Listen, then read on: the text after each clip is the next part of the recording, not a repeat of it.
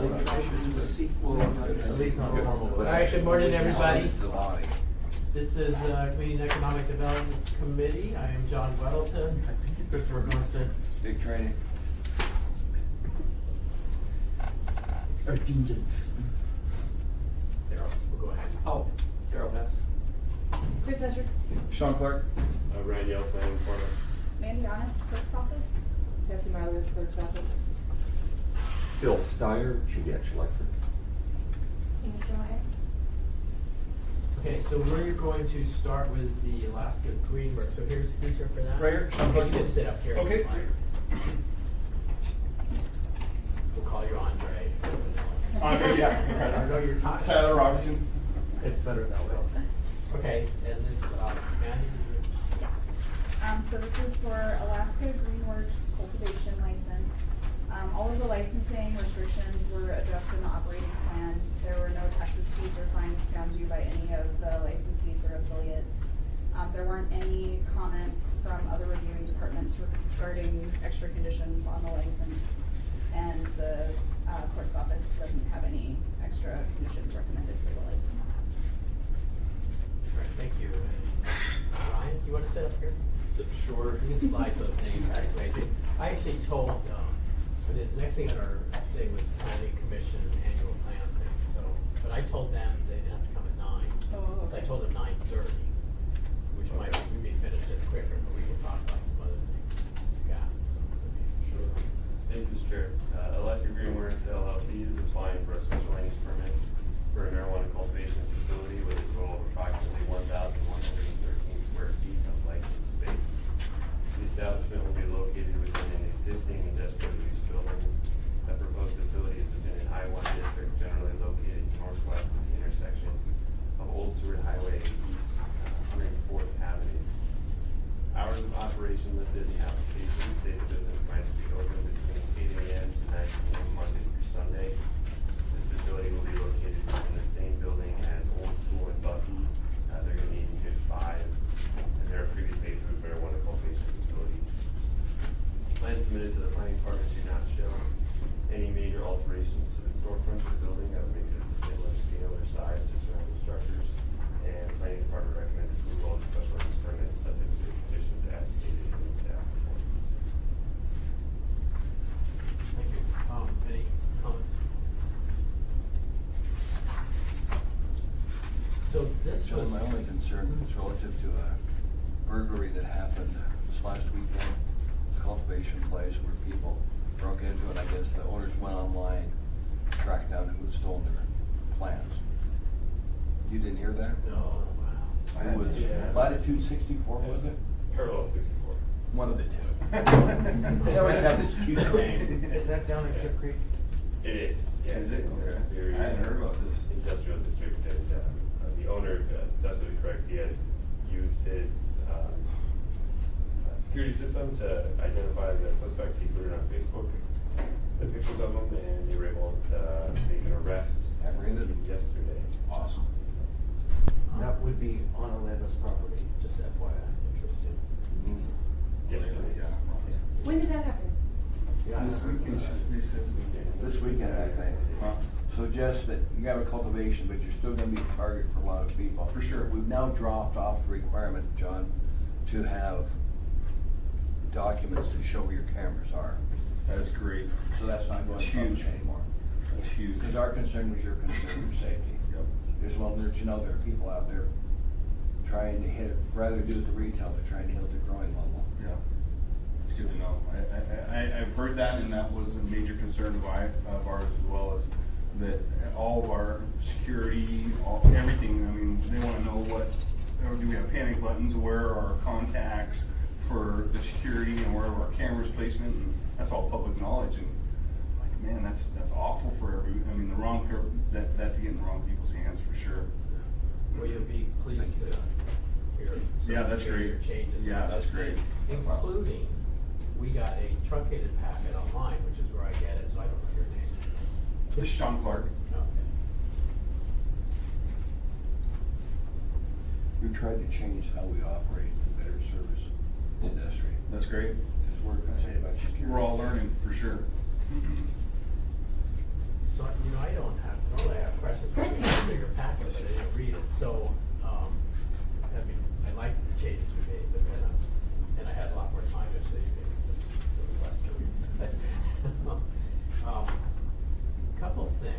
that we have, what we've done, and we'll go through it a little bit more after we're done with this topic, but we've shrunk what's in the packet so that less is out there, so your security information will not be public. And the clerk's office has gone back and deleted stuff. Oh, they have, okay. Those huge things, which is really tremendous. So, but so we got a truncated packet, because I read it online Uh-huh. before the meeting. So one thing, of course, we don't have the names, and then are you the only owner? That is correct, yes. Okay, so you're 100%. Yep. And then there are some things that, if you make changes more than a certain percent, you have to come back to us. Correct. Ownership. Ownership change. Ownership if you Yeah. want, and then the size. I believe it's over 50%, if I'm not mistaken. Well, it's not totally relevant now, but we didn't have that information, but you'll have that to track it. We do, so the clerk's office does, and I just made a note actually to email you guys the full packet pre-meeting. It's not gonna be available to the public, but make that change so you Might can be get it a big before the email. meetings. We will have to find a way to do it because even like the reduced size PDF doesn't email, so I'll work with Lisa and see how we can get it to you guys before the meeting. It could be, I just get in the habit of picking up the hard copy. And Okay. I would, this was a new switch, I would Yeah. think it that way. Also, you could upload it somewhere where you send a link and we can download it. They are on the G Drive still, so we do have separate files on the G Drive. One is the confidential version, and so we do have access to that for internal, Not external. not externally, no, only internally. So we'll work something out. I think you should get IT involved. Maybe you would figure a technical solution similar along those to customers. Kind of remote access to a secure file location. I appreciate this change, John, because this has been a concern of this body and you for a long time. All that information out there, I mean, it's like, what else do we need? If they got a safe, we have to make the combination public too, since we're already telling them how to break into it. Where to avoid the cameras. Yeah, exactly. So it's good to have this done, for sure. Thank So, you. well, I think we should add that discussion to the agenda, so I kind of want to focus, and it's tied in with just some stuff that was specific for your application. Francis? I don't know if you wanted to switch to another topic, but on the topic of SAT plans and. Let's do that. When we're done here, Okay. we'll have a gap before the planning, so we'll go through kind of detail, because it's a good thing to discuss. So then you went to the committee council, sometimes we get like minutes of the meeting or a little recap. There's a notice in here that. Yep, I did. Did you talk to? I went up in front of the community council, I wanna say it was back last May, just before they adjourned for the summer. And, yeah, there was no protest to it or anything like that. Your Bay Shore Clan. Bay Shore Plat, correct. Held over at Clyde Elementary. I wasn't there.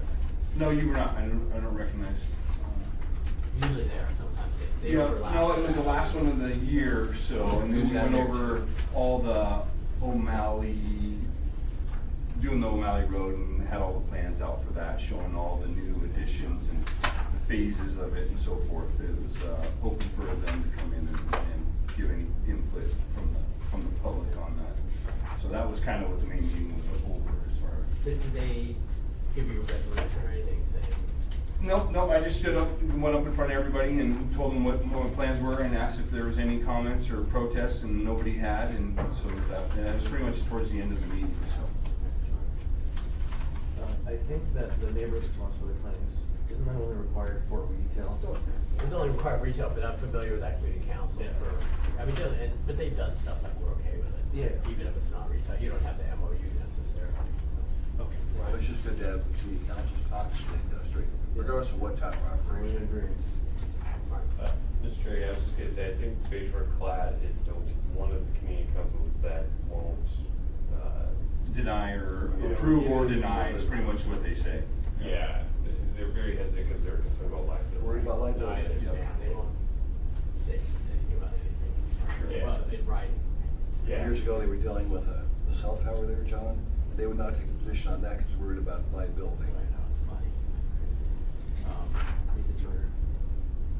Oh, okay. Okay, so I didn't have anything else.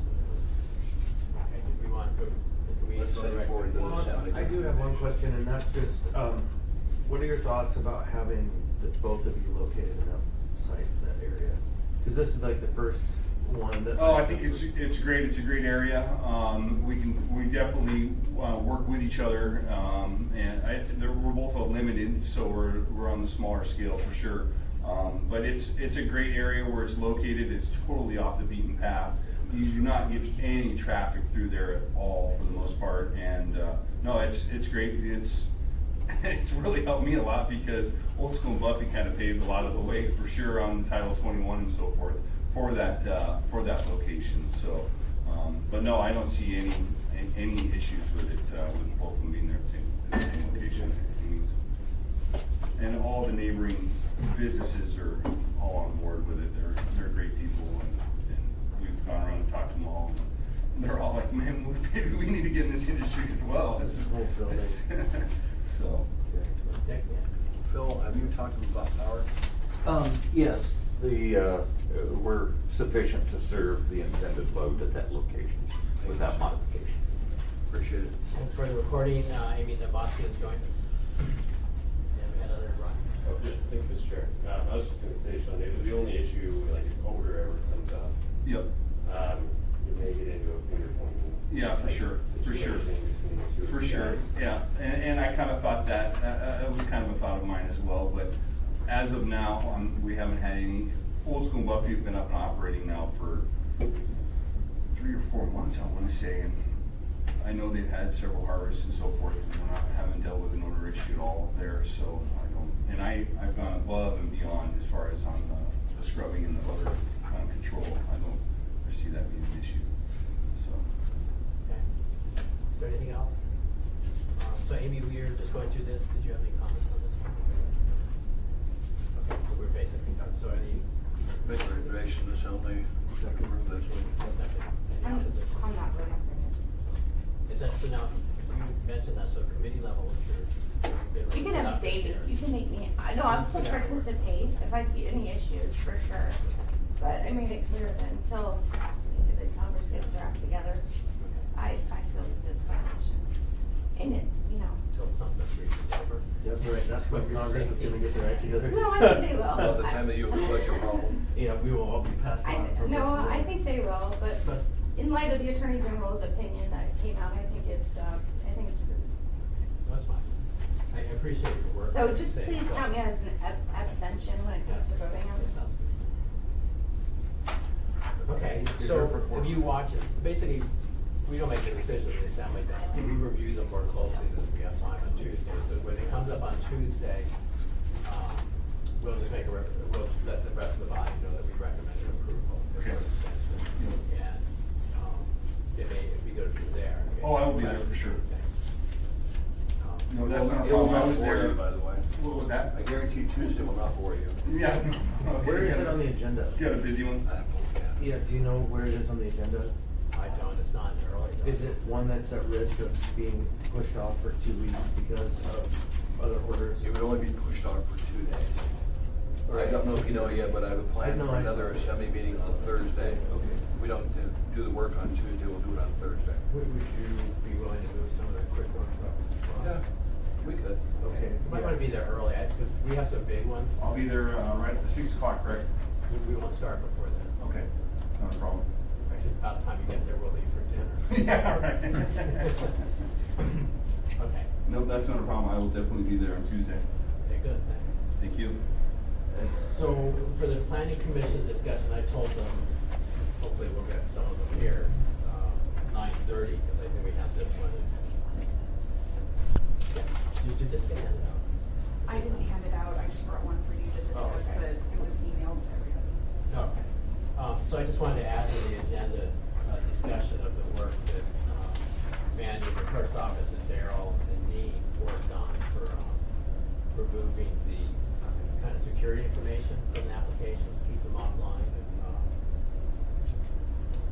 so that's, everybody got this email. Did you get a chance? The members did, but the public didn't. Oh, okay. Did you, Chris, did you get a copy of this? No? Okay. Two things. How long does it take to well, make your copy? yeah, I can run out the copies. I'll be right back. I think just the, you know. Well, the last line on the back page is important. Yeah, the very last line. I'll make, 10 copies. Oh, yeah. Right now, double sided. I'll be right back.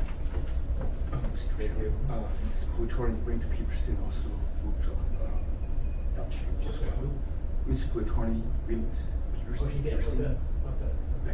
Becky's she got this with the process changed. Well, why don't, Jerry, you wanna sit up here and be chair or something? Cause you got involved early, and so, did someone contact you? I actually had a marijuana establishment owner contact my office and file a complaint regarding the municipality posting security information online. I think when I discussed it with Dean, we agreed that we had serious concerns that the municipality may inadvertently be aiding criminal elements by posting the locations of security cameras and other security information. So we worked with Mandy, and I had a conversation with Ryan. We all were trying to find a way to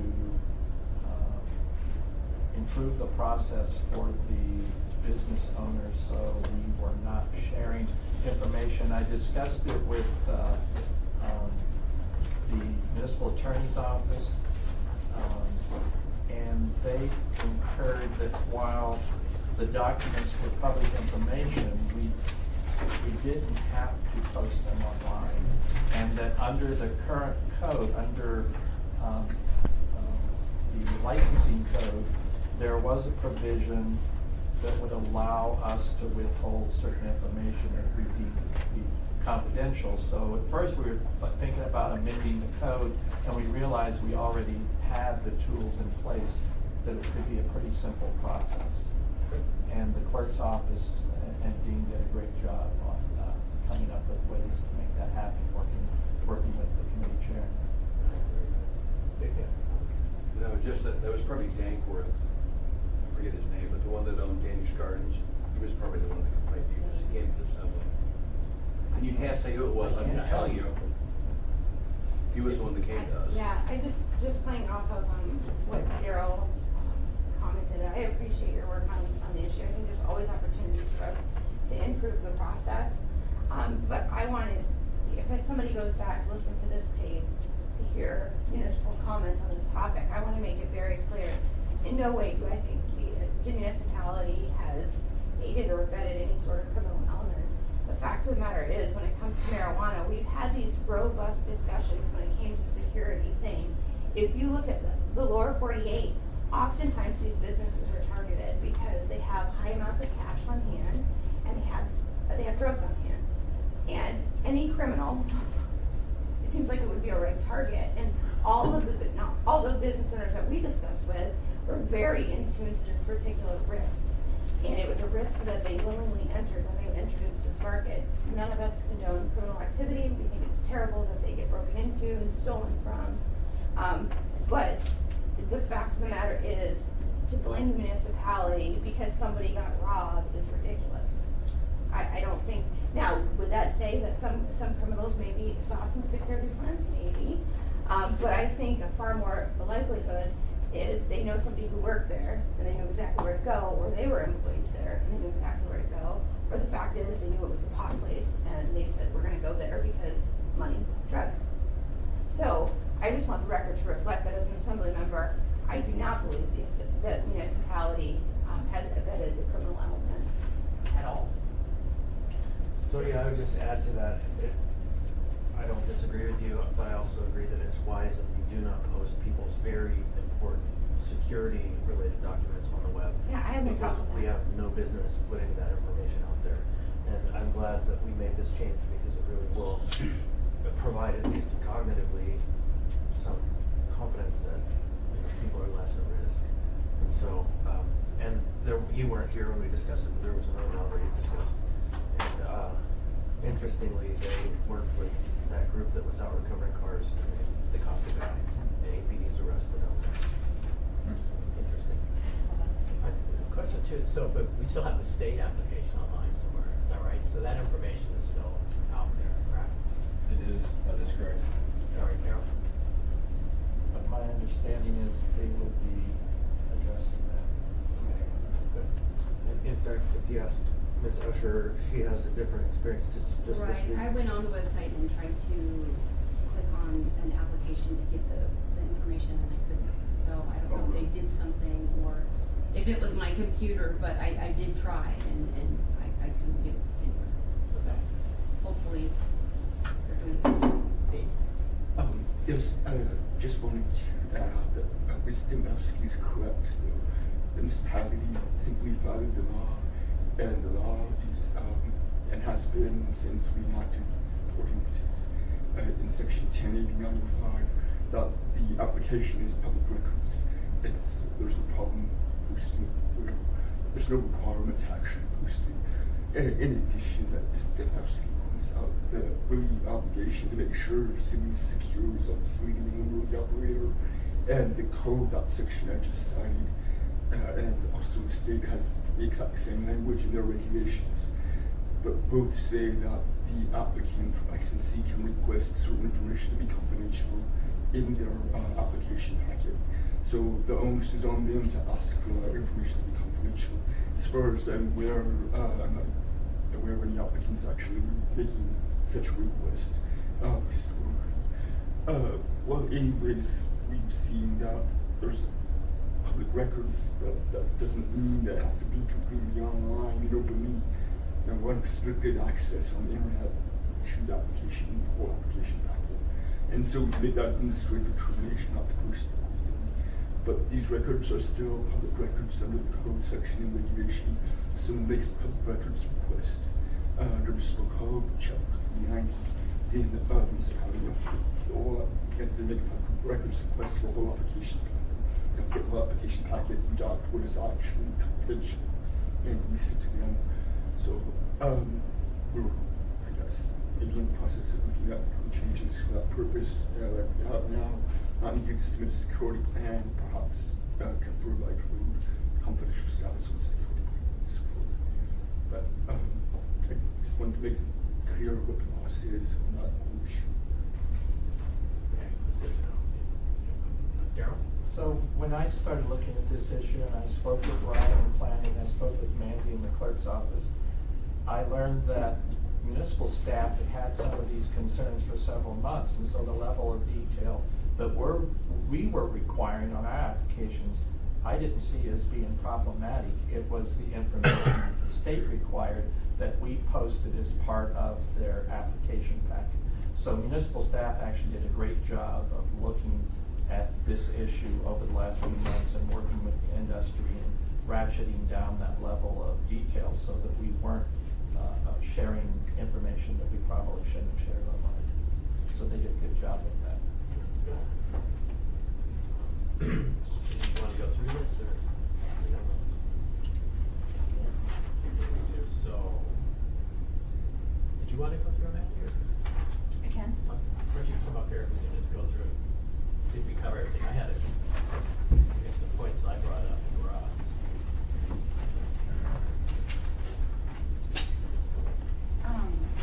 So this, like Dean said, was a collaboration with the municipal attorney, the assembly attorney, and the clerk's office and the planning department kind of got direction on which areas each department was going to address. So for the clerk's office, we went into the records on the web. That's where you can click on the links on the agenda and see the packets. Lisa went in and edited all of those from 2016 and 17 so that it's only the assembly documents, the AR and the AM, and the staff packet. So the licensing review that the clerk's office does and the planning department's review of the special land use permit. So all of the application portion has been taken offline. Similarly, with the Community Economic Development Committee webpage, we took all of the documentation from 2017 off, which is something we do anyway as we kind of clear the previous year and then begin with the new year. So this was actually a really good time to start this new process because we can do it beginning of the year on. And then on our G drive that houses all of the documents, we created 2 files. We have the full file that's labeled confidential, and then we have a public access version, and that's what was sent out to the committee that's available online on the View Now. And I think Ryan can talk about what happened with the planning department's portion. Yeah, so for planning department, we're not gonna require, location cameras, we haven't been requiring that for some time. On the floor plans, a floor plan by definition is an arrangement of rooms. So it's still gonna show where the partition walls are and how things are walled off, but gonna have each applicant white out the labels for each room so that it won't be so obvious, like, okay, this is our office, this is where our safety is, or this is where our security hard drives are. So it throws one more element of guesswork, in the criminal word of busting. They wouldn't exactly know where they were headed. And then, as far as when we put the packet together, I mean, we'll still be putting the full packet together, but then once it gets posted, then a lot of that sensitive information that we just discussed will get pulled out. But we'll still have the hard copy file, and then if anybody, a member of the public comes to the counter and requests to look at the hard file, we're going to be having a log of people that would make those requests so that we get at least have their name written down. In case there's any follow-up criminal activity. And similarly, on that note, as Dean said, if a member comes in that wants to request the record from the clerk's office, they'll have to fill out a records request form. So it'll be all documented that they wanted to see the full packet. Do you check IDs with the records request form? I do not know the answer to that. Lisa deals with that, so I can check with her and get back to you. Mr. Chair, I think it would be wise if it's illegal for us to actually add that level of protection, that we verify who they are. So I don't walk in saying I'm John Doe, Or, yeah. because I look like a John, so. Exactly. It could happen. Some parts of California. True scene. I guess that question for Dean then.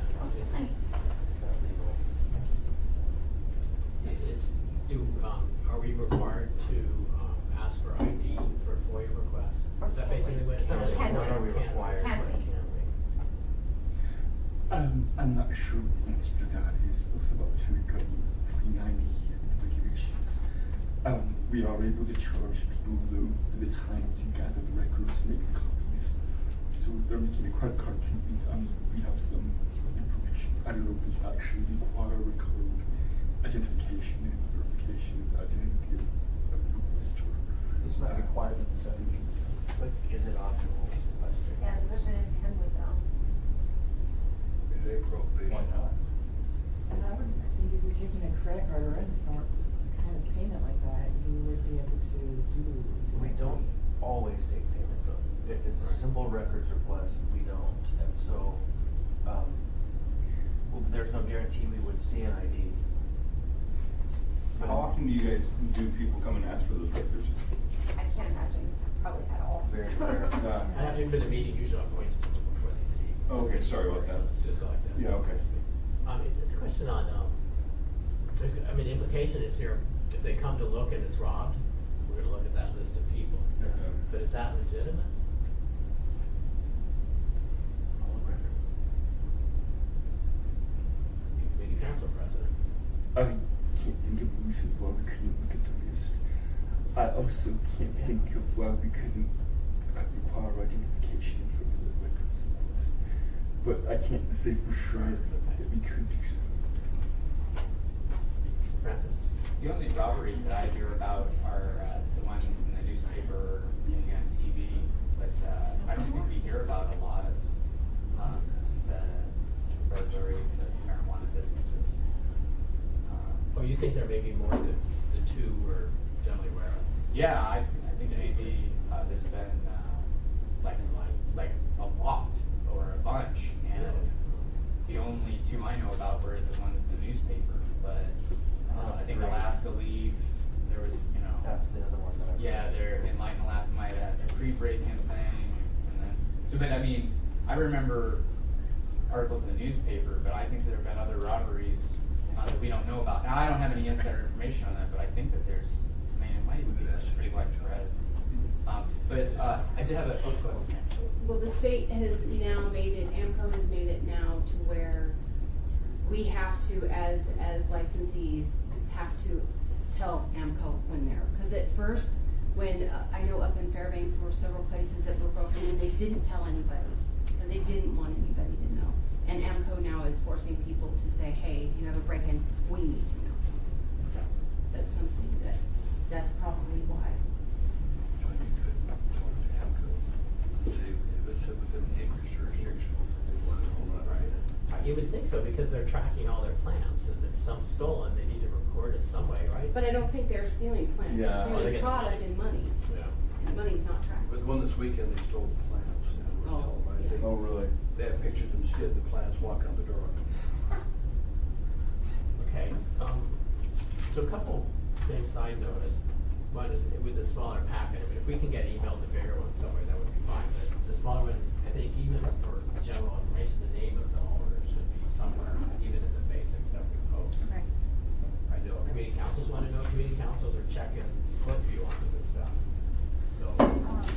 I can edit the licensing review where we have their applicant. I can put the name of the applicant and then also the name of the individual, Right, that would be the good. main contact. Okay. And then the percent, sorry. Is it Sure. Maybe just a question for you, but, is it necessary to actually redact the application form itself? Because then we have the licensees on the field, it's not that form. Yeah, That way it doesn't have any details about the facility, it just has the general information, where they're located, parcel ID. So when I talked to Todd Sherwood, who is our public records guru at the municipality, he said that the owner, the name of the owner and their home address, that's something that is always public information. An individual for any application, any license, the name of the owner and their home address is public information, so that doesn't have to be active. I think maybe. Thank you. Just for public transparency's sake, I think it's important that any owner or anybody who holds an ownership interest should be public information. And I'm thinking about it because as assembly members, we're voting on it. And I think it's important for the public to have confidence that if there's any association, affiliation, or allegiances, that the public can weigh whether an assembly member was doing a special favor for somebody or just, in fact, I think to stay above board for the public interest, I think it's important that those elements have to be, I don't see any way around leaving those public. If that's kind of the route some were going was redacting who owns whatever, I don't think that's wise. Well, we wouldn't even know. Could be my best friend, I just didn't. Well, and again, and when I look at these applications, one of the first things I look at is who owns this, because I've had instances where I've known people and I have to evaluate how close of a relationship was it. Okay, that 10 years ago is fine, but again, it's out there for the public, so if somebody else has a problem with it, they can bring it up. So the names of all the owners and the percent ownership, it's been, we haven't really based anything on that, but it's of interest, you know. I think we have a rule, you can't have an outside owner, outside last one, just to verify that. Sure. So does that cover form include all of that information, ownership, stake and all of that? On the license special use permit application, we don't require percentage ownership. But we do require that they disclose all the licensees and affiliates. Right. And so it seems like what we're doing now is adding to the information that will go on the website, the AIM, the AL, and the application cover sheet would suffice to get all that detail on there. And I had a question, we said home address, do we mean address of record, mailing address, right? Because I don't think that we necessarily publish someone's home address, it's the address that they have on record, right? Well, on this form, I'm looking at it, excuse me, John, it says home physical address. Okay. Then it's also got home mailing address. Okay. So it's already on this form that Sean had to fill out. Thanks. So interesting. So we get a lot of complaints in our office, people who are, recently had a prosecutor who wanted their name, home address removed from the property appraisal website, and we've talked to the state about this. It's public information, so you can go online to our property appraisal website and you can find anybody's home address and their mailing address for their property taxes, including the chief of police, the mayor, judges. So the courts have been very adamant that in these instances, their name, their home address is public information. John, as assembly members, all our information is public. It depends on who you irritate. No, I upset Char, I understand. And they put my name and address on Tudor Lake Otis, that wall there. They have to call him. Here's his address, phone number. So, on the assembly, your information is completely public. Yes, it is. I think it should be. Well, it is, and some crazy sometimes stuff by the house. Yep. But I'm armed, so it's fine. So this is a timely discussion because there's an article in the ADN today about banks not offering their services to marijuana cannabis businesses, and essentially the newspaper quoted Jenna Weltzine saying, some businesses are keeping cash in safes on site. Some are burying it in their backyards like carnies. There's different ways of they're turning into gold bars, that sort of thing. And so the question, and I don't think there's a solution to this, but the question to Ryan and to Mandy is, the owners and their home addresses, physical addresses, are on our applications, and that's required. Remember that when we first started doing marijuana, we were finding that people had overdue parking tickets or library fines. Yeah. So if banks won't work with these businesses, and all of our applications, not just marijuana applications, have people's the owner's name, signature, and home address, then it's just going to be on those cannabis businesses to try and guard their valuables, I guess. No, a couple of years ago, John, when we started this process, make sure class, since we have a representative here, at your community council, there was a person either starting retail or growing that said, I'm concerned about my family's security because I've got to put my physical address. But that was a choice he made when he got in this business. He knew full well that information would not be kept public. Right. People could find out about it. That was for manufacturing. He was You remember that discussion? Yes, I was there. So.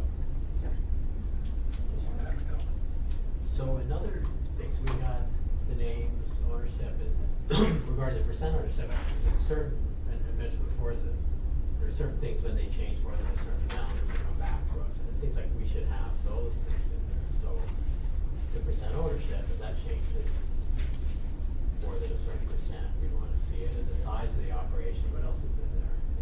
Triggers that. Well, so we Is do. it manufacturing method? Yeah, so we do keep all of that, and we do have the full packet in the file. So we do keep track of that. It's just what's available on the website for somebody to look at. But this is something for Dean, and probably making sure everybody else that was involved in these decisions come to that same conclusion with any changes that the committee wants. Mr. Chairman, so far we made that determination administratively in the clerk's office to not post the application forms online.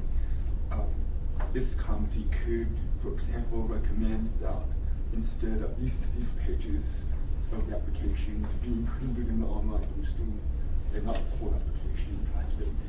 So this committee maybe wants to see something else, something available to the public.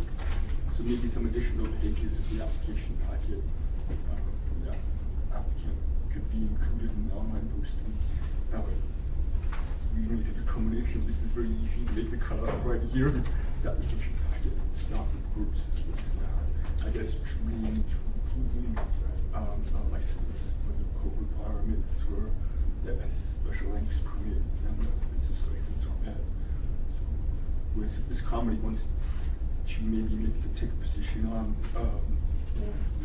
certain forms of the application package to be included online or do so. So my question, just so I understand this, so, clearly we're gonna have a skinny version of the applicant, and their documents online. And then if somebody, for example, I could see somebody with manufacturing saying, okay, I'm really interested in their actual extraction process. Is it gonna be, is my house gonna go up if I live next door to them? Those type of questions, which I don't think that happens. I just want to put that on the record, but I can see the concern of extraction methods. So with that, that's not gonna be in the online version, right? Right. But if somebody comes into the clerk's office and says, okay, I wanna look at their packet, because that's what they wanna specifically look for, is what products they're actually gonna offer and how they're gonna extract this stuff. That version would be available in the clerk's office. If they've submitted a records request and they specified, if they wanted the whole packet, they would specify that. If they had specific things that they were interested in, the records request form asks to be very detailed of what you're looking for. Mm-hmm. And so if they just wanted to know products, if they just wanted to know the process of the extraction, they can list whatever portion they're interested in, and it would go through the records request process. So here's the challenge that I want to make sure we're very conscientious about, and hopefully you can bring this back to the working group that's working on this, is we have to be timely in those requests from community councils, and community councils shouldn't be charged for it, in my opinion. So for example, if I'm a community council president or member, and I'm evaluating a packet, I want to understand what this business does, just not maybe the highlights. I want to understand their extraction methods, and I want to understand what products they're offering maybe. So if those record requests come, I think we have to be very conscientious and mindful of those, understanding that there are valuable items in the applicant that are reasonable for the public to ask about. And I don't want to get to a point where we're charging for information that the public should have access to because we're trying to shield security cameras and what specific rooms are. I think that, okay, that's an argument that is rational. I think we can do that. We can redact those things. But I've seen records requests at the municipality be rolled before and take forever. And then people get a huge bill, or they're told it's going to cost this huge amount. And I think that's the antithesis of what the public process should be. So somehow we have to balance that. I don't know that we're going to get a lot of requests, but some community councils are very engaged, and so I just wanted to point all that. So you practically read my mind, but I want to take it a step further. That because this is something that would be usual and customary online, and that we are not making it provided online, I think there are two issues: cost and time. And I don't think it should just be restricted to community councils who should have it provided for them, as long as it's a kind of a single copy. And the timing issue, I think what's most important for the clerk's office to understand is if it is a matter coming before the body, then the document should be provided in a manner of timeliness that is they're able to review it before the process takes place. Because it seems like normally an individual for other applications would be able to download the AO and all the attachments. If they can't, then we have to actually come up with a way to prioritize this. And I don't think the public should be charged for these copies, at least for the first one, and that just seems very reasonable. Who would make the copies? Would they go to the clerk's office or come here? Clerk's office.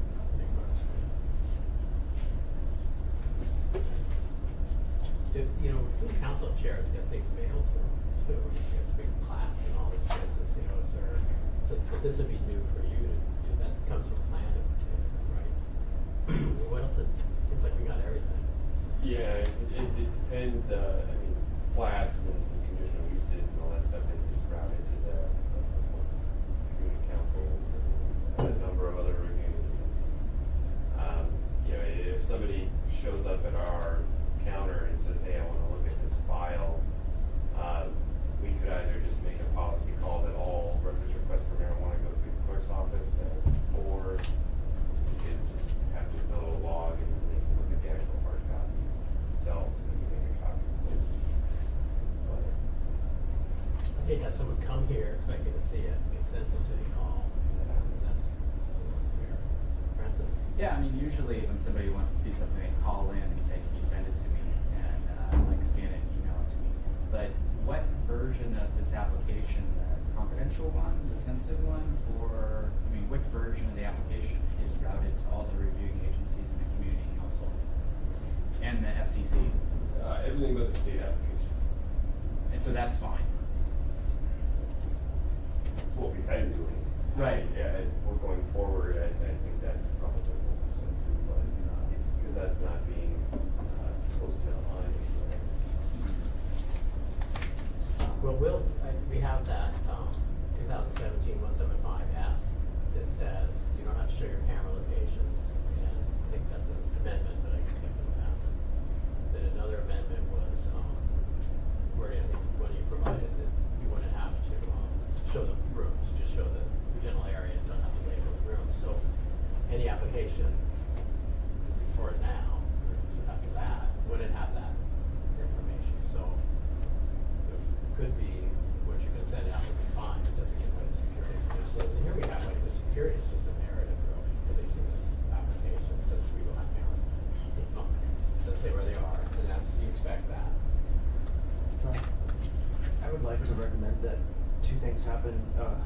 First, considering what passes on the marijuana ordinance coming up, how the changes are made, formalized, that the staff makes a recommendation on how they process the paper and make its information secure so that we aren't creating threats, and that the clerk's office, working with the municipal attorney and dean, come up with their proposal to us, and then that information goes back to us for one more review. So we don't try to solve it all here. We recognize the problems and we get a thoughtful, methodologically sound approach to dealing with this. Because it does now deal with sending mailing out to councils and bodies. So it would be great to have the smart people who deal with this thing through before we make a decision or a recommendation. I was reading this packet from Erica McConnell, and here she states, we're gonna send this, your application, to community councils. It's on, So the state is sending. the state is sending it, yes. Read the page that's in here from Erica. It says, your application now be sent electronically in its entirety to your local government, your community council. If your proposed premises in Anchorage, certain location in Madison, Borough, in non-private agencies who requested notification of application, full government has 60 days to protest the issuance. So the state's already sending this stuff out electronically to the community council, your entire application. Now, they may modify that, but at least right now, it was from Erica, they're doing it.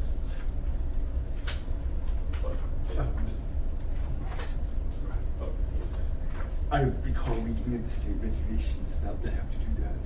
The regulations in packaging communities. So I'm just saying, the community council have already got this application in. That part of it. Right? Mr. Chair, and we also have a requirement to notify the community council, so we'd have to change that in our requirements if we're gonna be, relying on the state to notify the community council. Well, you could do both. If they're getting a full state package, ours is in many ways redundant. So in that case, maybe the skinny version might be enough then. So they get the state package, then they get our skinny version. That pretty much gets everything they need. Yeah, they're already doing that in some ways, and so, we just need to know what the procedure is going forward that will achieve all of these goals. Do you email or actually physically mail this? Mail hard copies. So you've been mailing basically this full package? Yeah. Well, not exactly, right, Ryan?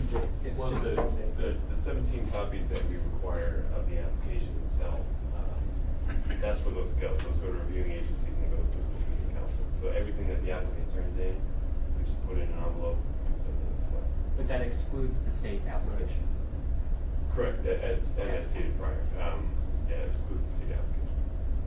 And that used to have the rooms labeled and the cameras, but we'll be removing that. So they're not really getting, I mean, if you continue that policy, they're not getting the security information. Right, and we haven't been requiring security information as far as location cameras for A long time. 10 months. I mean, ever since Eric got the position at the state, it was my call to put cameras in there. We're just gonna require narrative because our requirements don't state we need to see location cameras. So, yeah. it's a while. This went a step further. Security plan, floor plan and layout, location of security cameras in the coverage. And so floor plan and layout and security plan, that's covered in this. And so again, that just has to be addressed in thinking through what goes out from now forward. So it's the kind of the floor plan, layout, security plan, all that stuff. Well, can I ask another question? My understanding was, when this says floor plan, it's the labeling of which rooms are which, but according to municipal code for the building, I think we have to lay out, like, where the walls are and then. Yeah, so that's So- kind of another. So this says, you know, so somebody, I mean, I guess I was just imposing my own ideas on this, so this may in fact be incorrect, because I think if you define a floor plan as where your walls are, code says you have to say it. Right, I mean, a floor plan, yeah, you're absolutely correct. It is an arrangement of rooms, and we're taking that language out, but the kind of interpretation of taking that language out would be that you would have to show or associate a label with that room. Functions. Yes, so we need to But, clarify that line right there. bring up a good point that, anything associated with a building permit, of course you need a floor plan, you need structural requirements, electrical, plumbing, and all that. In building permits, I can't speak to exactly how they handle requests if somebody comes in and wants, floor plan or structural, records of a certain building. That's entirely different from the special land use permit, but building permits, I don't believe get routed or anything, or even shared online. I don't know if you- I think that the building permits are available online. Very easy. Yeah. Very easy. You guys are giving criminals way too much credit. I don't think some of these people are that smart. So, TV shows super criminals. Okay, so, and we do have in that 175S, we say you don't have to show your cameras, which is already what you're doing, and then I forget the exact wording in the proposed amendment would be, I mean, the main reason to see the floor plan, at least that one, is parking requirements. So you don't need the rooms to do that, as long as this is cultivation, this is retail. So really, it's just narrow it down, give us the information we need and nothing more, and that's what we propose for that, so it'll be in code. And is that okay, or are you looking for labeled? No, I don't think it's necessary to have labeled rooms. You know, I'm totally fine with it, but I remember, especially in one of the applicants that's over in Midtown, I remember, I think they were maybe B3, but we had a huge discussion in their floor plan, specifically this committee about, okay, you know, this percentage is actually your guest area, and then this percentage, does that really make sense for retail? So there are times when, I mean, I think the floor plan is very valuable, because you can see, okay, you have this one tiny little spot for an entryway, and then the rest, is this really meeting the goals of what we anticipated in this type of zoning? So that's why I say, just to, in my view, the expectation that there is no floor plan at all doesn't really make sense. But I'm not looking to know which room their safe is in. Well, I think in that case, it was a co-location of Yeah, it was. cultivation, and you would see that separately, because they have different parking requirements or rule requirements, so that would be, you'd still have that information, you wouldn't know where they're checking ID counter and so Right, on. right. Pick on my Midtown businesses, huh? I'm not picking, I'm just remembering. Okay, Francis? So there's a cannabis business that has contacted me that is interested in co-locating his cannabis business, say retail, with a non-cannabis business. So if you have a retailer that's not having, you know, a lot of luck or has some extra space in the back or some portion of their building, so there'd be an entrance, you have your t-shirt shop or whatever, you know, video store or something, and then it would be a cannabis business co-located in the same building. There's no prohibition on doing that, and so that's where floor plan and labeling of areas could make sense, because you know, there's this obligation for ID checks and places where children are not allowed, and so there's that too, sort of security of who's allowed to enter a cannabis business. That would be a real problem though, because let's say you had a CD business opens up, video CDs, and they employ underage children versus the marijuana facility, you'd have no problem there trying to separate the people that work there. It might be coming though, yeah. That depends why the floor plan discussion would be important in that area, to make sure, just as. Well, but I think, are you showing no floor plan at all?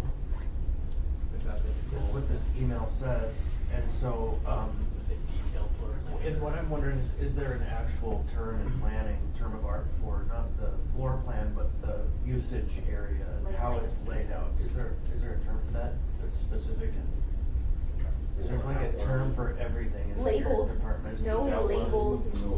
Labeled uses or? But even still, when code enforcement staff goes out and does the final inspection for the special use permit, they need to show that the information that's provided in the application matches what's actually in the site. So that's why we can have them provide an outline, but once code enforcement staff gets there to do the inspection, everything on the inside is going to review, not really know what to expect.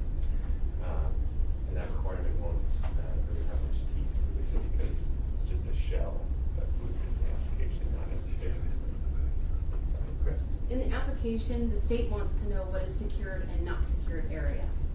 So in, say for ours, we had to line out what is not, which is our lobby, and then label out which is secured and not secured, because you have to have signage and they have to be escorted. So the state wants to know what is the secured and what is not secured on the application.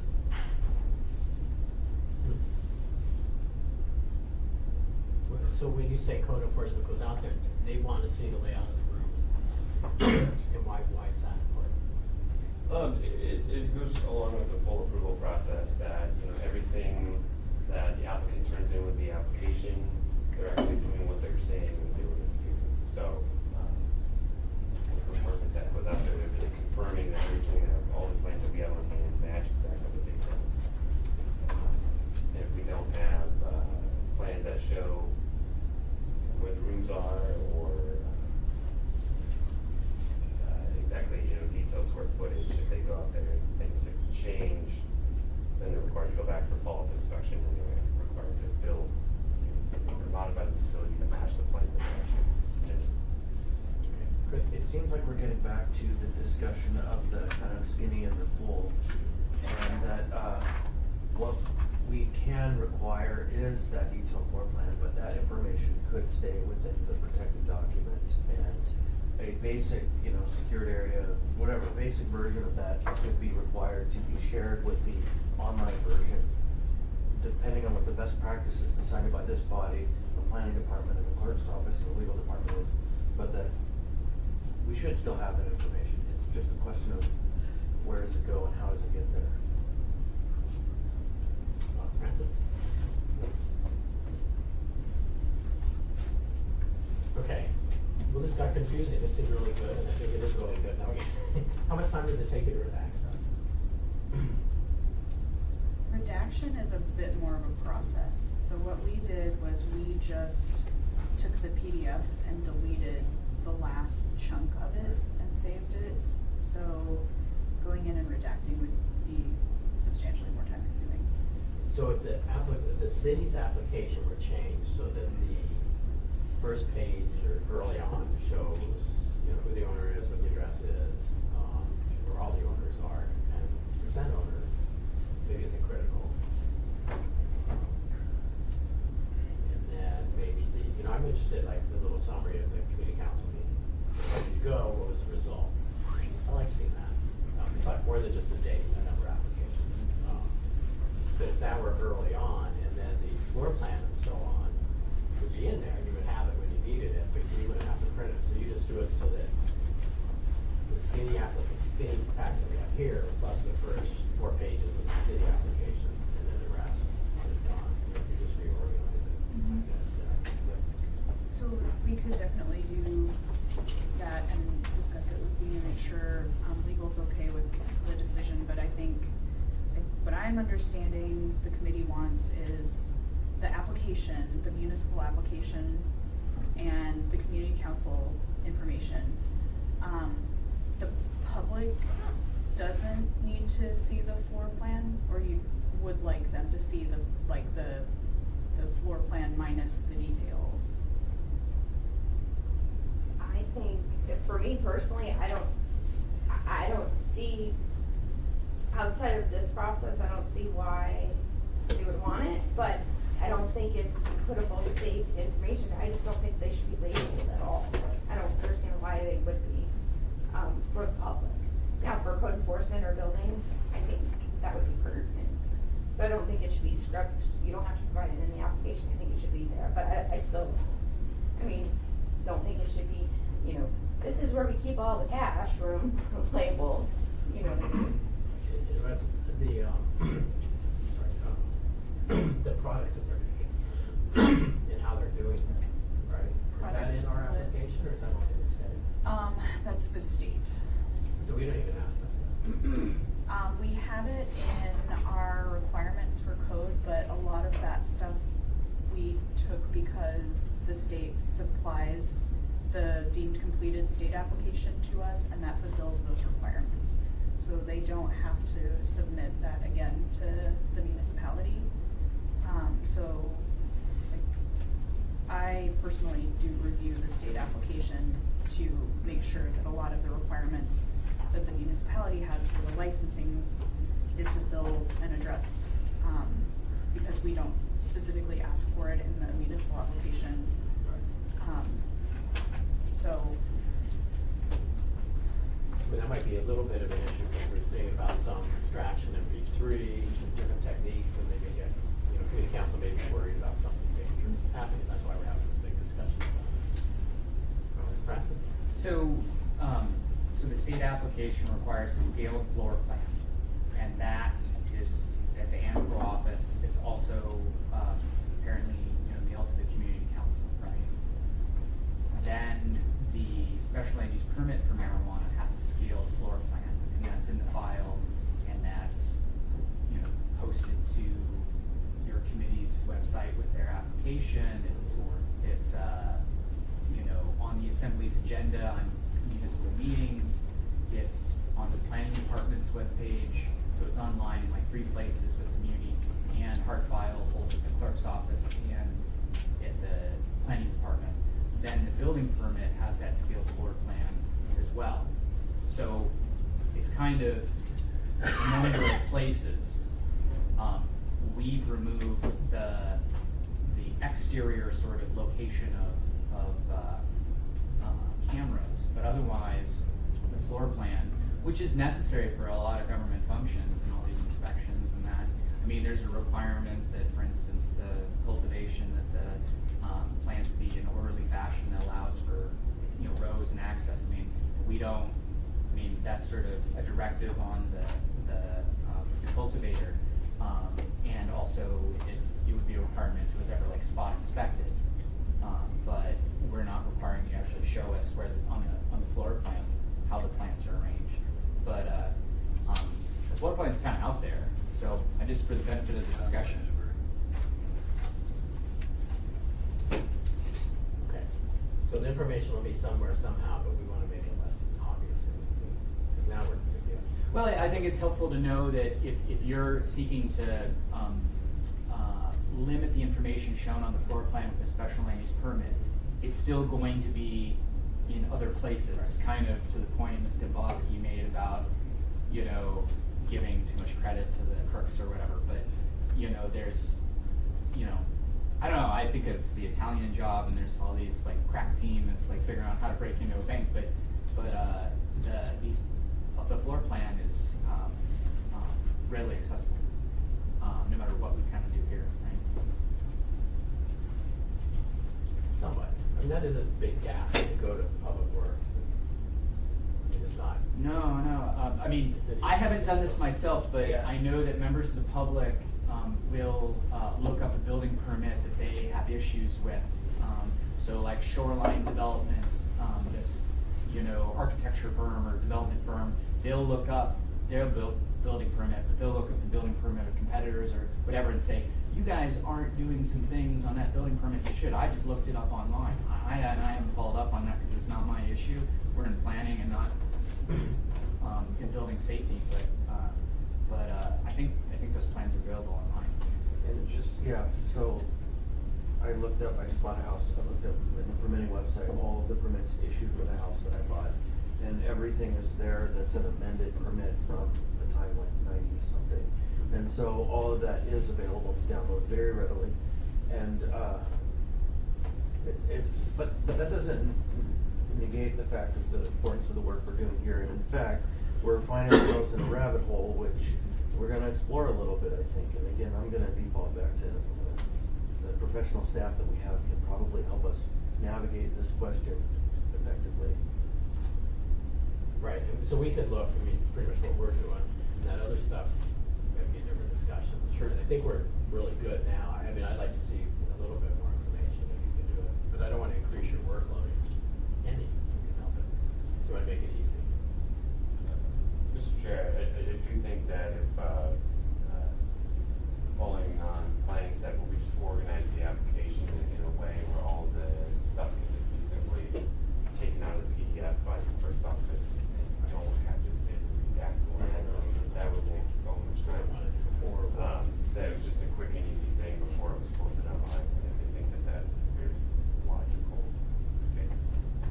Very straightforward fix. And we might even add a little footer on the document that states that these pages will be made public and these pages aren't. That way it's super duper clear on the forms themselves what goes where. So that when we're not here, and you're not here, and you're not here, it's clear. Okay, Dean? I would just like some clarification for the clerk's office. So changing the amount of information that's online, that's only for applications going forward. They've already taken action in past applications in the past online agendas, and they can leave that as is. They've already done that work right through the application writing. So we don't need to go backwards in time and add the community council input and all that from past ones. Is that correct? That would work for me. Yeah, that would be better, thanks. I don't know, just similar to what I just said then, for those applications, we might put on the website a statement that says, for applications prior to this date, you can come and see them in person. You know, or the standard procedure is, now, these are available in the office, and this is what you'll find. Something really clarifying. Any more on this? I did, when I was looking on our, on the committee webpage, the link to the marijuana establishments map is broken. I don't know who's in charge of that. On which page? On the committee's webpage. Oh, okay. So I just click that and it's gonna be 404. Okay. Okay, good. So the next item was discussion with the Planning and Zoning Commission, and it's left in. So, did you notify them? Yes, we did. Okay. And when I went to talk to them 2 Mondays ago, generally about their membership on this committee, and just see where are they with it. The general feeling was that they, instead of having their name on there, it's actually Bishop, that Tyler Robinson, the chair, would be notified of our agenda, and if he saw something of interest, he could assign someone on the commission who was interested in that topic to come and just provide extra information, or he would come. So more of a item by item thing. When we were doing Title 21, it was different. There was always something. And now it's just hit or miss. So they were good with that. They also were looking, they said, well, how are we doing? You guys like our work? And so they're not getting a lot of feedback from us that they like it. So I gave them lots of props for their work on the land use plan. They did tremendous work. They're going to be working on that stream setback ordinance, which will be very complicated. Kind of patting them on the back for that. ADUs too. ADUs. So, and I let them know we count on them beating all the controversy out of it before it comes to us. So it was a really good discussion. And then we thought, well, for create a routine connection with them, is every year they do an annual plan, roughly. Is that right? Right? Yes. So they'll do probably an annual plan. Here's things coming at us. So that happened to be on the agenda at that meeting. So we thought we could compare notes and just see what are some of the big things coming. to the commission that would come to us, and then maybe some thoughts of what we might be doing, and we would hit them too. And if we did that once a year, we'd have to action. It's really critical committee for anything, so it's worthwhile. So, that's what this agenda is. So how are you covering this now? Yeah, I'll cover this for the moment. Sorry we ate up most of your time. No, I knew you guys would. I asked Ryan ahead of time, and he said these are key issues. So. This is just, take this as just a briefing. It's the same discussion that we had the other night at the planning and zoning. But what's in front of you, and I apologize if we didn't email it to you, is kind of what I've put together as the work program for the staff that's helping the various commissions do the work of the planning department and of the municipality. So we start off on the big themes. Let's go to the second page, flip that over, and just go to big themes for the year.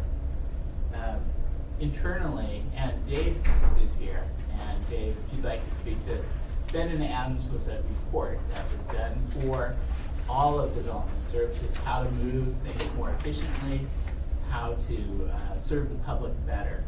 And so I just bring that up because I believe that by serving the public better, when we want to do long-range things, if we're doing the day-to-day things really well, then it's easier to work with people on the long-range items. So there is a connection there. Yes. Where are we at on ADUs right now? That should be coming to you in March, is my understanding. Yeah, but- so Have you guys dealt with that, the planning and zoning commission level yet? Yeah, so planning and zoning has passed a resolution supporting the ordinance with one change, essentially. So staff put together the ordinance with some recommended changes. They made one additional change to that. In fact, I've got a copy of the ordinance here if you want to see it.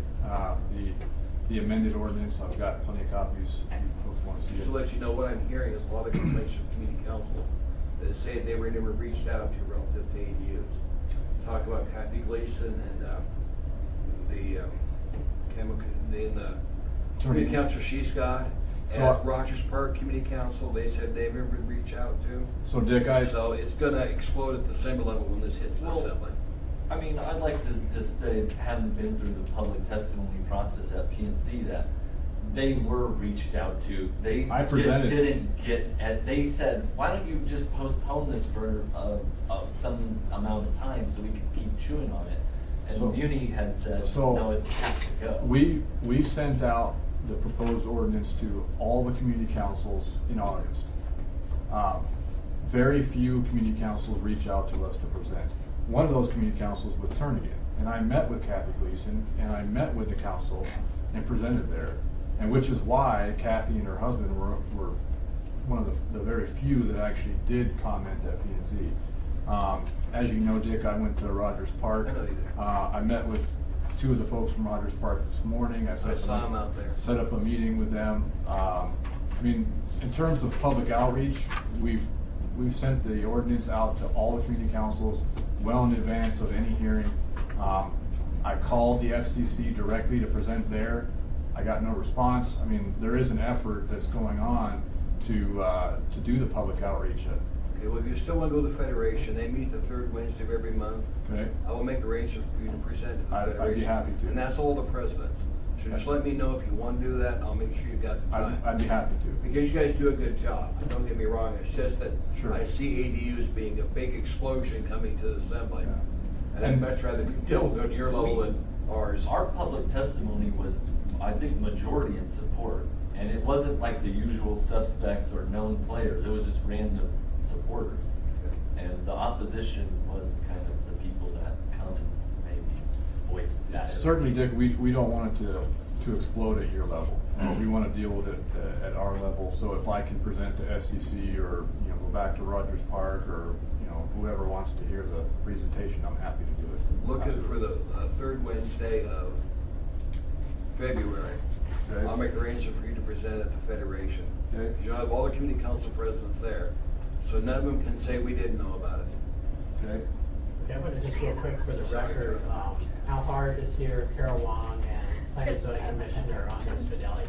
And Andre, usually what we do is wave if you want to skateboard around like that and try to Kind of prevent loud. this stuff, so Chris. Yeah, was there a time that we're planning to see that AD ordinance? Has it been scheduled yet? They're saying March, I think. So, Dick, you said you guys have a fairly full schedule, We so do. my plan was to get it into pace February 1, so that it could be introduced in mid-February with probably a public hearing in early March. Yeah, because I've been getting lots of questions about it. Well, let's postpone that big topic and we'll go through this big picture. Yeah, no, that's great. I just wanted to know what I Important as missed that when I was is. out of the room, so.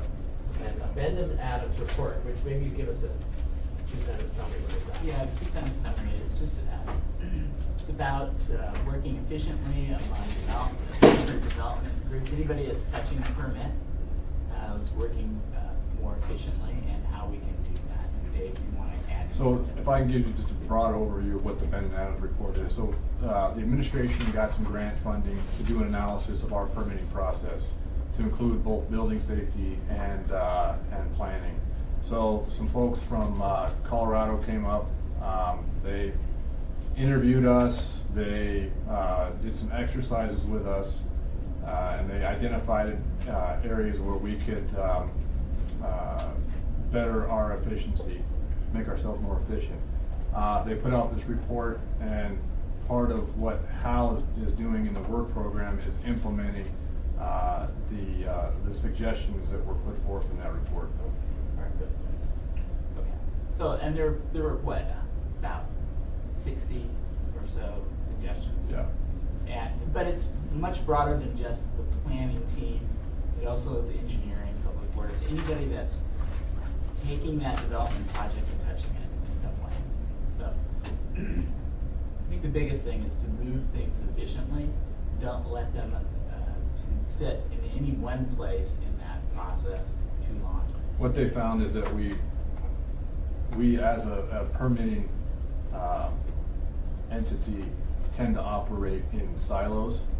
And so what we're trying to do is open up the lines of communication to ensure that when the development community comes in for a permit, it is shepherded through as efficiently as possible. Okay, good. Okay, if you turn to page 5 on this, and it's up on the top.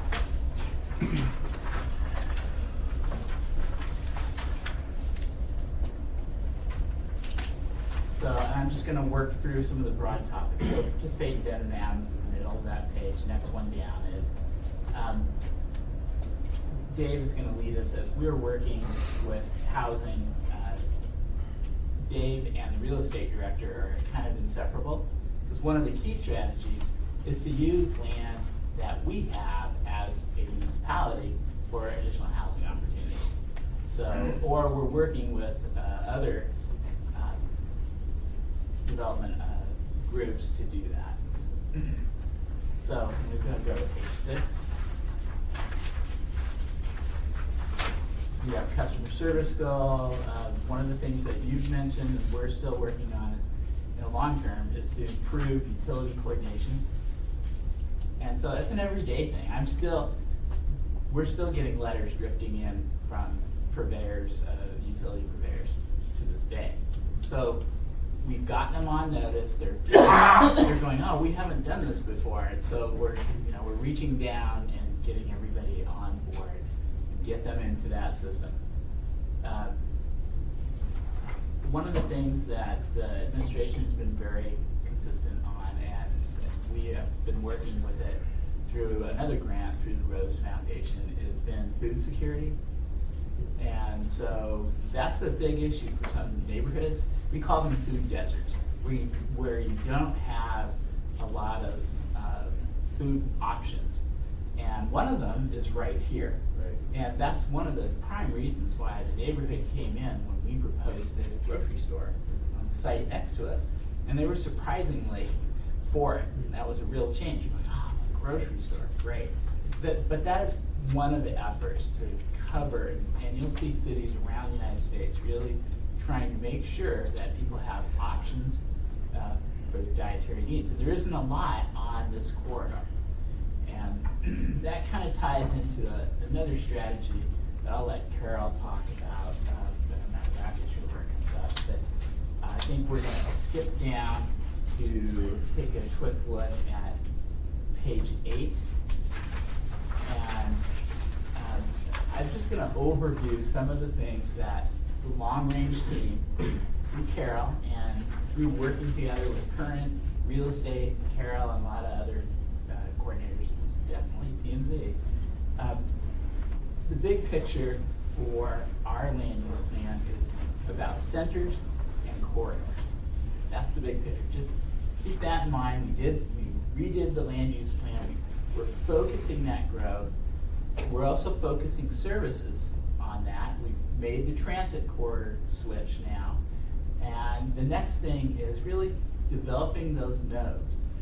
The development community has told us as much, and I'm gonna pass this around, and I'm gonna start by maybe recommending this as a read. And I would buy you copies of this, but this is, when I sit down with any developer, they've already read this. Most of them have read this book, especially the guys that are trying to place grocery stores or mixed use developments. And so it's kind of like a fundamental. The guy that did this book is Gibbs. He's a retail, but he's an architect, but he's also a retail expert. He's all over the country on a given week. So I've had many discussions with him, and so it's a corridor philosophy, it's a centers philosophy, it's what we have in our land use plan as well. The good thing about this is that if you just look through the first chapter of that book, you could look at the different sizes of retail. So when you go down the corridor, you have different sizes of retail, and you can look and see, oh, here's a grocery store. Is that a convenience kind of option going? And it serves a larger neighborhood and area. So as we get dense, and the idea is to make it more walkable to that center. Basic kind of land use plans, and so that's all I'm going to say about the overview. Carol, do you want to go on specific bullets that you think would be helpful for them? Sure. So on pages 8, 9, and 10 are the items that the long range planning team is responsible and is working on. Our team has shrunk tremendously since this December 1 work program was put together. So we are working through and trying to take what we've heard from the community, take what we've heard from you all as well as priorities, and reprioritizing some of our projects here. For instance, out of the 2040 land use plan that you all approved, we are highlighting 3 that we are definitely going to tackle in 2018. We're building on the successes of the Spenard corridor study that's going on right now, and making that our first reinvestment focus area. So that's the central Spenard bullet up on top. We also know with new Title 21 that our I-2 zone is now definitely more industrial focused, and so we have that Target, Cabela's area that is still zoned I-2, but those 2 uses, because of how we ratcheted down on I-2, have become non-conforming. So we are going to do a targeted area rezone so that they are no longer non-conforming. And then the third one that we really want to pursue this year is the downtown code conversion. Right now, downtown is still operating out of the old code, and we need to move that language and update it a bit and bring it into the new code so that we're not going back and forth, still in downtown. So those are the 3 that we've identified. I'm sorry, I'm just curious the timeline for that, updating the downtown to new code. Sometime we're going to get to it this year. Would you like to help? Don't take a vacation. So I would add the downtown partnership has been jumping up and down and shouting about that, and so you're gonna have strong support in downtown. great, thank you. If I could just add to that, from an implementation standpoint, having downtown be subject to the old code and everything else being subject to the new code, it's incredibly difficult. So having that done in 2018 is a big priority to us, I think. So again, the next project that we're going to finish up with the AMAX folks is the Spenard corridor plan. And what they've identified is that, yes, we have this kind of a design or a plan for the area, but now let's let's get down to the next level and look at a specific location. And they've identified Chugach Way as being a prime location for redevelopment because we have J.J. Brooks' property there. Sean Debenham also has property there. And they are very anxious to get going on their project. The Chugach Way is a substandard road, and they need for us, the community, to look at what's happening on the ground and also subsurface, so that they know going ahead what kinds of offsite improvements will be needed to get their projects going. Yeah, Carol, I just said, yeah, no, Chris? Yeah, two things. First, I love that Spinard is like the center of the universe for the last 4 years for the city. But there are some other parts of town that are in need of attention. And that's all I'll say on that. But one thing that John and I have been struggling with, and kind of cross wires right now a little bit, is AMATs and the process by which we're going to be I don't know that we're gonna touch on it too much, John, because AMATS isn't really here, but. Right, and so a discussion that we've been kind of having is figuring out a way to kind of flip the planning process on its head, and instead of having the process move from the technical committee to the policy committee, technical committee, public process, and then policy committee, that in fact we start at the policy committee, and the policy committee says, this is the direction we would like to see the work go over the next X time. Then that proposal goes to the technical committee, and then that goes to the public, and then finally comes back for ratification by the policy committee. Because what is happening now is that we are being forced into a position of a de facto yes vote with no input. Because we're told, you can't say that now, because if you say that now, then it has to go back to the technical committee, and then go to the public, and then come to you, so everything in the world is gonna end. And this is bogus. And so, but in order for that to work, what's gonna have to happen is we're gonna have you guys working with us to establish what the municipal land use priorities are relative to AMATs before we get to that, right? And so there's like, we're gonna be confronting a pretty big shift here, because the game it's fixed at this point. And we need to have local input, and the local input is the policy committee. And so anyhow, this is a pretty important topic, and it's a good time to broach it. And Totally makes sense. we need to flip it though, and Yeah. get us together before that happens and move the process that way. So just FYI, I don't know how that's gonna go, because, you know, we're getting hammered at the state level or at AMATS about not playing fair, not doing it right, screwing everyone up. And just a brief on that, I actually mentioned it at assembly meeting, but we did at the last TAC meeting, and Hal was there and spoke very well on kind of this point, we need to flip this. There was a lot, and the people on there go, well, we get into time crunches, we have to do it, but we'll fix that. So there is a commitment amongst that TAC to make these changes that Chris was talking about. You know, listening to the two of you speak about it, I just realized what the problem is, that land use and transportation have been too siloed and not integrated. And to me, one of the ways you might look at it is, okay, how do you support economic development in our community? Big picture, everybody's for it. Okay, we've got to win. Transportation, you're kind of for economic development generally. And then like you said, you're flipping it on its head from the way that it usually, so we can get to a point where we all agree the priorities are. So I think we agree with the priorities of corridor, our side, the community, corridors and neighborhoods that are supportive around the corridor. The problem is in the implementation and the vision for implementing that corridor. DOT will see the corridor only as a transportation throughput, and they're very concerned. They're guarded because they want to keep that momentum of the throughput. Their vision, and we kind of signed on to it, Carol, right? Help me here. Vision is you have one large corridor, but you then use the roads on either side of the main corridor, and you impact the neighborhood, but you either spend a lot of money on our dime on the next road over, right? And so it kind of shuffled it in that strategy if we're not careful. So the principle of the retail, everything that's about economic development is you want to be where the traffic is. And so you want to be, sets up the problem, right? Everybody wants to be on this corner, but if you're on the corner, it blows up the traffic problem, right? Which is why we put transit on that corridor too.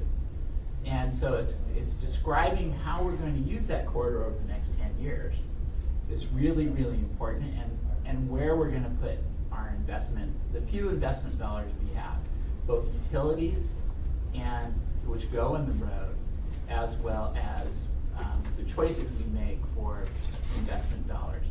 So we have $29 to $31 million a year that AMATS can direct, right, to support this corridor's effort. So it's a long-term effort because it's a lot more than that.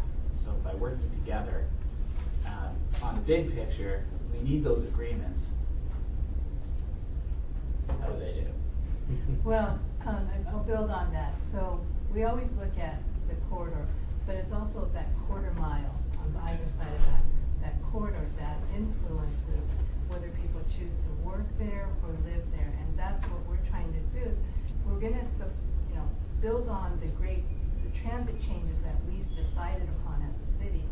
Then let's make sure we have the right mix of housing opportunity and work there so that people will choose to and opt to say, maybe I don't need to jump into my car because I've got 15-minute headway transit now.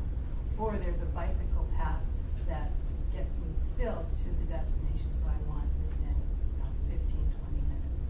So that's what we're building on. These are big topics that we're short on time. Yeah. So We're just breaching them. Yeah, it was good. These are a big deal for us. Reiterate that what I see coming, and hopefully John does too, is that we are trying to leverage a flip in the process where the first step in the game is going to be, let's talk policy. What is the policy in this plan or document or process? Because getting to the achieved goal, what you all just described, is a million miles away when DOT has all the cards. And so we're going to flip it, and we're going to need your help to do that. And the first step is us establishing what the priorities are. If it's making neighborhoods more walkable relative to big facilities, whatever those goals in the end turn out to be, because we need front end that, otherwise we'll never get there. Thank you.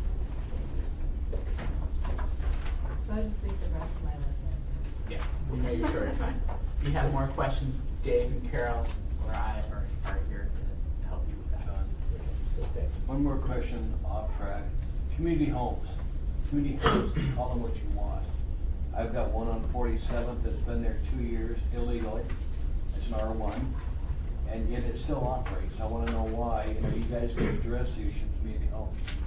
Because they're not, I understand at one time they were going to try and come forward with an ordinance to change R1 so you could put one in that R1 area. Right now you can, but that building still exists. Lawyers run it, I understand that. You're talking about Anchorage Community House? Yes. So Anchorage Community House relocated to that Church of Love. So they're not there at 47th anymore? They just moved. No, they just moved to Church of Love, which is owned by Cookeville Housing Authority. Okay, so what do I tell my neighbors? Are no longer functioning out of that? They're no, location? well, I don't know if they're no longer functioning. They're in the process of moving. Good. You might remember the meat truck that ran into Church of Love, stolen meat truck.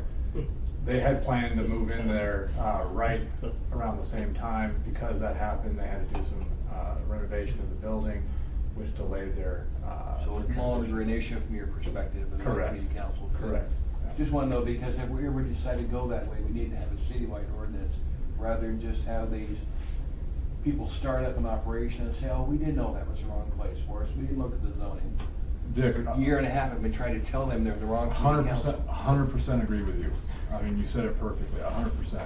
If we were going to allow that, we need to institute an ordinance that would allow it, because technically it's illegal right now. But being as though they're moving into a B3 zone property, it's a non-issue. That's fine. Yeah. Thank you. Dave, do you have a rundown of a couple of quick fixes that you also want to make with Title 21 that may be coming up this year? Well, we've got some technical amendments to the code that you guys will see here relatively soon. You know, we've got the streams, we've got the ADU stuff. We just met with the home builders, and they're taking issue with, there's a height limitation in the R2 district that requires, or that allows for a maximum 30 feet, not to exceed 2.5 stories. And their question is, why 2.5 stories? What does that matter? So right now, we're gonna take a look at that. That might be coming forward. Obviously, we've got the marijuana stuff that we're working on as well. Exceptions for rooftop greenhouses too. Oh, thank you. Yeah, rooftop greenhouses, height exception, that'll be coming to you. I don't know that that's all that controversial. Yeah, it's not, it's, Wasn't the we can one, discuss it. wasn't the one on Baxter, they were trying to put senior Yes. housing in there Yeah. and have greenhouse at the top? Yep. So is that still going forward? That's J.R. Wilcox. I don't know if his plans for senior housing are still going forward. I don't know if his plans are gonna, hold off, until this ordinance is, Sorry, John. Andre, any comments from Planning and Zoning Commission viewpoint? No, I think, thanks for having us. I guess I was kind of here to hear if you guys had feedback that I could bring back to the commission and answer any questions. I mean, I don't know if you want to get too down in the weeds. Well, we're kind of out of time, so. Okay, so then no. Okay, but I appreciate your comment. I think we'll try to institutionalize a meeting a year where we'll look at the work plan and have as many commissioners as we can here. We appreciate what you guys do. Years ago, we'd have to do that too. I believe the meetings were longer and not as much sense came out of us as you guys do. So we appreciate you guys, the role you fill in this process. Thank you. Anything else? I would just say the product that I'm seeing coming out, I've really appreciated, and clearly people with technical knowledge of what's going on, and I agree with Dick 100%. It's nice to have experts that are participating, especially on that committee, and I think it makes our job easier. there are some people on the commission, Andre included, who have, very specific knowledge of Title 21, which I can tell you as staff is greatly appreciated. So, and I know it makes your job easier, it certainly makes our job easier. Good. All right, thanks again. Is that it? Yes.